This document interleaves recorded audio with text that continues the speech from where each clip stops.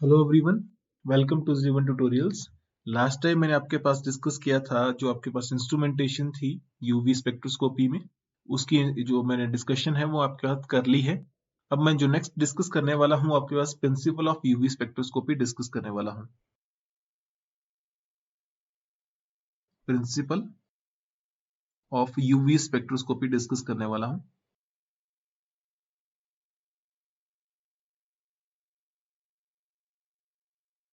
तो बहुत इजी है, कुछ ज्यादा मुश्किल नहीं है। एक्चुअल में बेसिकली कई बार क्वेश्चन पूछा जाता है एग्जाम में कि why there is formation of band spectra, कि जब आपके पास यूवी स्पेक्ट्रोस्कोपी हम स्टडी करते हैं तो आपके पास यहाँ पे जो ऑब्जर्वेशन आती है वहां पे जो स्पेक्ट्रम आता है वो बैंड स्पेक्ट्रा की फॉर्म में आता है, बैंड बनता है, कोई आपके पास शार्प पीक्स नहीं आती। ठीक है, आपके पास जो है मतलब जहाँ पे आपके पास मैक्सिमम एब्जॉर्प्शन हो रही है उसके अलावा आपके पास कुछ एक और जो आपके पास वेवलेंथ है वो भी एब्जॉर्प्शन शो करती है। तो why there is formation of a band spectra, वो आपके ना यहाँ पे स्टडी करना है या आपके पास यहाँ पे हमने इसको समझना है। ठीक है, क्या अपीयरेंस ऑफ ब्रॉड बैंड्स। ठीक है, मतलब आपके पास जो ब्रॉड बैंड्स आते हैं वो आपके पास यहाँ पे मैंने स्टडी करने हैं।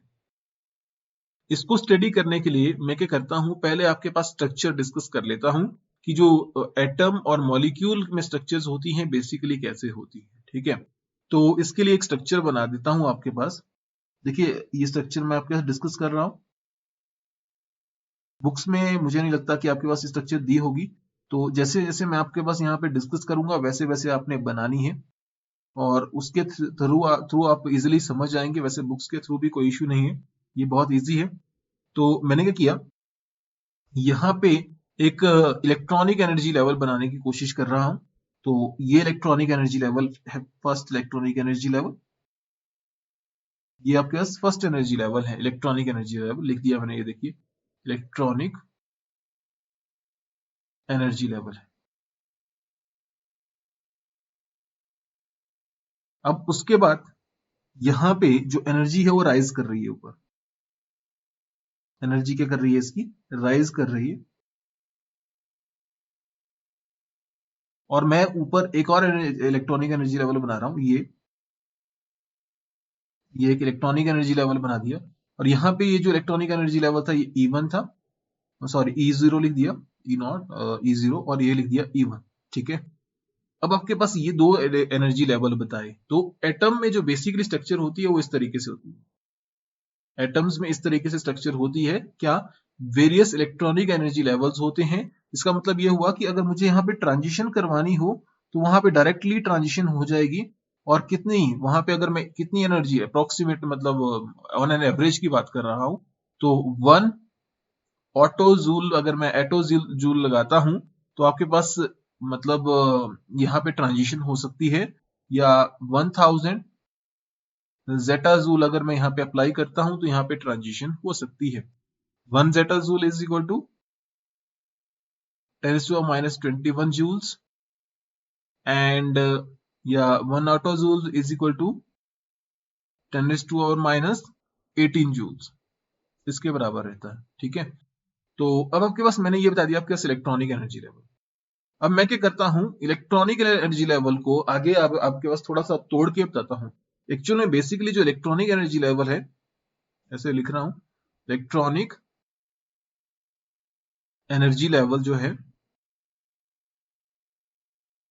वो आपके पास फर्दर डिवाइडेड होता है। ठीक है, वो किस में डिवाइडेड होता है, वाइब्रेशनल एनर्जी लेवल में। Vibrational is divided into rotational and rotational is divided into translational. ठीक है, किसमें, ट्रांसलेशनल में। ठीक है, तो मतलब यहां पे अगर मैंने इलेक्ट्रॉनिक बनाया, अब मुझे क्या बनाना है, वाइब्रेशनल। तो यहां पे मैं आपके पास क्या बना रहा हूं, वाइब्रेशनल एनर्जी लेवल बता रहा हूं।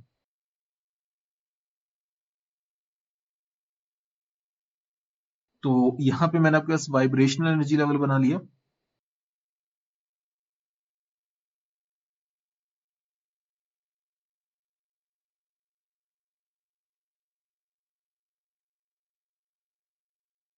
तो ये मैंने आपके पास वाइब्रेशनल एनर्जी लेवल बनाए।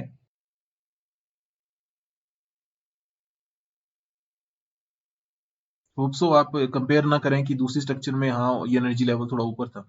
ये एनर्जी लेवल E1 और ये क्या आ गया, ठीक है। तो अब जब मैंने इसको ही कहां पे, इस एनर्जी लेवल को ये थोड़ा सा जूम किया, क्या कर दिया मैंने, इसको थोड़ा सा जूम कर दिया यहाँ पे, तो ये आ गया आपके पास क्या, electronic energy level is divided into क्या, वाइब्रेशनल एनर्जी लेवल, वाइब्रेशनल में, ठीक है। और जो वाइब्रेशनल एनर्जी लेवल है उनके बीच में जो डिफरेंस आता है एनर्जीज का, ठीक है, वो आता है 10 to 100 जेटाजूल। इतना आपके पास डिफरेंस ये रहता है। तो मीन्स टू से यहाँ पे एनर्जी डिफरेंस ज्यादा है, क्लैरिफिकेशन है, आपको क्लियरली पता चल रहा है। यहाँ पे एनर्जी डिफरेंस क्या है, थोड़ा कम है। अब मैं क्या करता हूं, यहाँ पे फर्दर इसको डिवाइड करता हूं, किसको, जो वाइब्रेशनल एनर्जी लेवल है उसको भी डिवाइड करता हूं। तो मैं क्या कर रहा हूं, अब आपके पास यहां से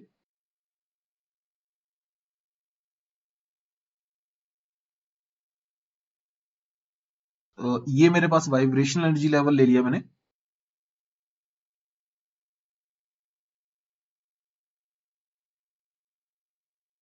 ठीक है। अब इसको मैं आगे फर्दर डिवाइड कर रहा हूं। तो जब मैं इसको फर्दर डिवाइड करता हूं तो यहां पे मेरे पास एक एनर्जी लेवल और बनता है,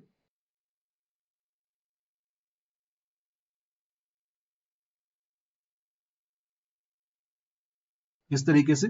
और ये ऊपर, मैंने ऊपर नहीं लिखना, मुझे यहाँ पे जो एक्सप्लेन करना है वो यहाँ पे एक्सप्लेन हो जाएगा।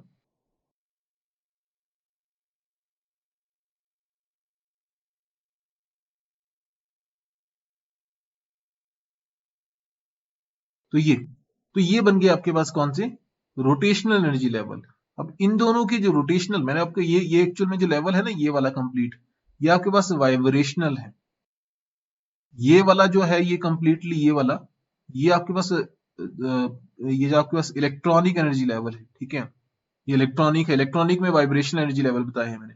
वाइब्रेशनल में अब आपके पास रोटेशनल एनर्जी लेवल बता रहा हूँ, कौन से, ये वाले। तो ये क्या है अब आपके पास, रोटेशनल, ठीक है। तो रोटेशनल एनर्जी लेवल के बीच में जो डिफरेंस रहता है किसका, एनर्जी का, वो कितना रहता है आपके आपके पास 10 to सॉरी 1 जेटाजोल। कितना रहता है, 1 जेटाजोल।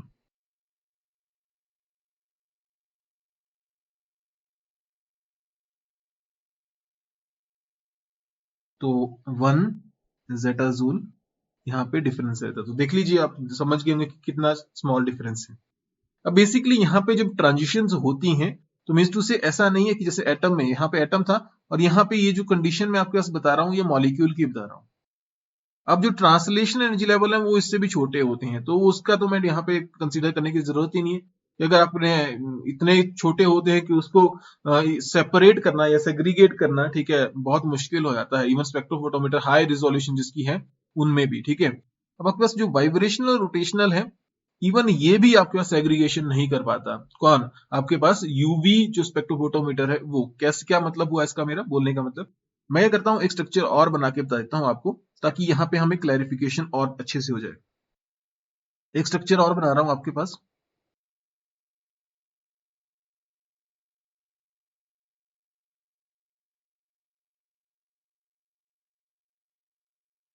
ये आपके पास एनर्जी लेवल है E0, E0 मतलब, और ये एनर्जी लेवल E1 है, ठीक है। तो ये आपके पास इलेक्ट्रॉनिक एनर्जी लेवल है, ये जो मैंने आपके पास बनाया। और ये ऊपर जो है वो आपके पास क्या है, first energy level, that is E1। अब आपके पास यहाँ पे जो मैंने आपको बोला है कि जो इलेक्ट्रॉनिक एनर्जी लेवल है वो फर्दर डिवाइडेड रहते हैं। तो किस में डिवाइडेड रहते हैं, वो आपके पास वाइब्रेशनल एनर्जी लेवल में। तो यहाँ पे मैं आपके पास बना रहा हूँ वाइब्रेशनल एनर्जी लेवल्स। अब जैसे जैसे मैं बना रहा हूँ इस स्ट्रक्चर को बिल्कुल वैसे ही बनाना, अगर अपने एग्जामिनेशन में बनानी होगी। क्यों, क्योंकि अगर आपने गलत बना दी तो मतलब आपके पास ये गलत हो सकता है, क्योंकि ये जो है बिल्कुल एग्जैक्टली वैसे ही ट्रांजिशंस होती हैं जैसे मैं अभी आपके पास डिस्कस कर रहा हूँ। क्योंकि इसके अलावा आप ट्रांजिशन शो करेंगे तो आपका जो क्वेश्चन है गलत हो सकता है।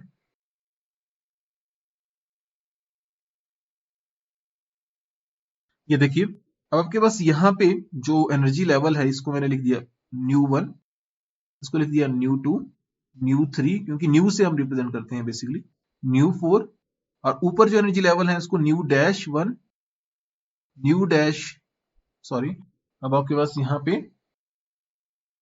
न्यू डैश 2 और न्यू डैश 3 और न्यू डैश 4, इस तरीके से। जब यहाँ पे ट्रांजिशंस होती हैं तो कैसे होती हैं मैं बताता हूं। देखिए, एक या तो डायरेक्टली ट्रांजिशन हो सकती है इस तरीके से, इस तरीके से ट्रांजिशन हो सकती है। दूसरा, आपके पास ट्रांजिशन कैसे हो सकती है, यहां से यहां में, ठीक है। आपके पास मतलब न्यू 1 टू न्यू डैश 1 तक हो सकती है, या दूसरा इस तरीके से हो सकती है, या तीसरा इस तरीके से हो सकती है। जब मैंने ये ट्रांजिशंस आपके पास बताई तो यहाँ पे देखिए क्लैरिफिकेशन याद रखना कि न्यू 1 टू न्यू डैश 1 तक करवाई मैंने, न्यू 2 टू न्यू डैश 2 तक करवाई, ठीक है। अब इस तरीके से आपने ट्रांजिशन शो करनी है, आपने ऐसा नहीं करना है कि न्यू 1 टू न्यू डैश 2 तक करवा दी, ठीक है, तो गलत हो जाएगा, ठीक है। तो इट्स बेटर कि आप इस तरीके से शो करें, ठीक है। अब आपके पास यहाँ पे, क्योंकि यहाँ पे आपके सिलेक्शन रूल्स लगते हैं तो उसकी मैं बात नहीं करने वाला। तो आपके पास जब यहाँ पे ट्रांजिशन हुई तो आपने नोटिस करो कि यहाँ पे ये जो एनर्जी गैप था ये वाला, ये तो कवर हो गया, क्योंकि आपको पता है कि क्वांटाइज्ड फॉर्म में आपके पास यहाँ पे एब्जॉर्प्शन होगी लाइट की, ठीक है। तो अगर मान लीजिए दिस इज एच न्यू, तो इस इतनी अमाउंट ऑफ एनर्जी तो एब्जॉर्ब कर लेगा। लेकिन नियर बाई जो आपके पास रेडिएशंस हैं जिनकी एनर्जी जो है वो कितनी है, इतनी है, जो थोड़ी सी अमाउंट ज्यादा है, वो भी क्या कर दी, ट्रांजिशंस आपके पास क्या करवा सकती हैं, वहां पे करवा सकती हैं। तो अगर ये यहाँ पे ट्रांजिशन करवा सकती हैं तो उसका मतलब क्या हुआ, मान लीजिए ये आपके पास यहाँ पे इस रीजन में आपके पास क्या हो रही है, ट्रांजिशन हो रही थी। अब इसके अराउंड भी आपके पास क्या हो रही है, स्मॉल जो एक रेडिएशन है वो भी क्या करना शुरू करेगा, ट्रांजिशन शुरू करना शुरू कर देगा, ठीक है। तो मतलब आपके पास, अब आपके पास ऐसा नहीं होगा कि आपके पास क्या, कि ट्रांजिशन जो है सिर्फ इस रीजन में, कौन सा, ये जो आपके पास रीजन है उस रीजन में आपके पास ट्रांजिशन हुई, ठीक है। इसके अलावा जो छोटी, जो आपके पास थोड़ी बहुत आगे पीछे जो रेडिएशन है जिसकी एनर्जी है वो भी इसने क्या कर लिया, एब्जॉर्ब कर ली। तो ओवरऑल जो स्पेक्ट्रम है उसमें ऐसा नहीं है कि सिंपल आपके पास क्या आई, पीक, जैसे कि इस तरीके से पीक आई, ठीक है, नहीं, उसमें कैसी आई आपके पास फिर ब्रॉड पीक, क्योंकि वहां पे आपके पास क्या हुई, एक सिंगल आपके पास नहीं हुई, वहां पे उसके अलावा जो आपके पास नियर आपकी जो वेवलेंथ्स है वो भी क्या कर रहा है, एब्जॉर्प्शन यहाँ पे शो कर पा रहा है। तो मॉलिक्यूल में आपके पास क्या है, रोटेशनल वाइब्रेशनल एनर्जी लेवल होने की वजह से यहाँ पे ऐसा नहीं है कि transition only electronic energy levels में होती है, लेकिन यहाँ पे ट्रांजिशन कौन से हो सकती है, electronic vibrational, vibrational rotational transitions होती है।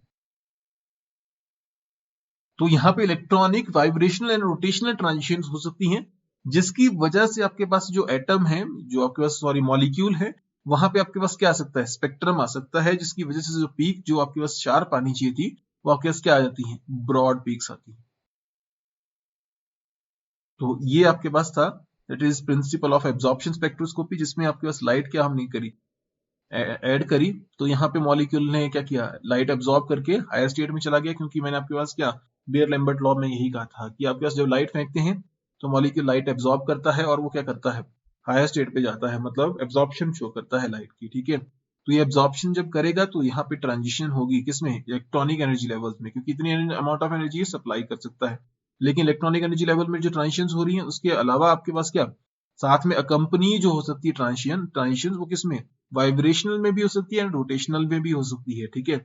इसलिए अब आपके पास यहाँ पे जो पीक्स, जो आपके पास अगर आप नोटिस करेंगे जो पीक्स आती हैं एटम के केस में, आपके पास मोस्ट प्रोबेबली जो पीक्स आती हैं, सॉरी आपका स्पेक्ट्रम आता है वो क्या आता है, शार्प बैंड्स आते हैं, शार्प लाइंस आती हैं।